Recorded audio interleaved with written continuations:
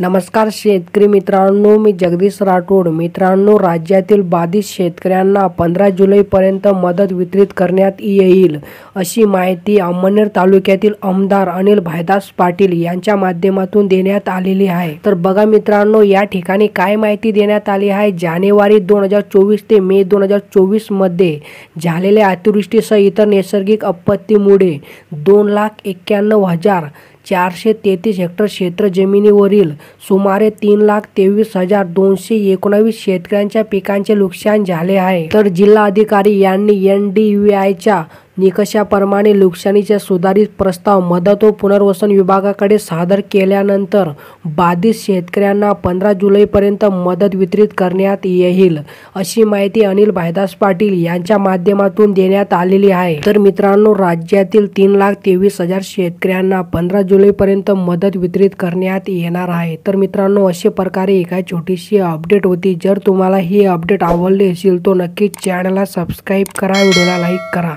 चला मित्रांनो, भेटूया नवीन एका व्हिडिओमध्ये। धन्यवाद मित्रांनो।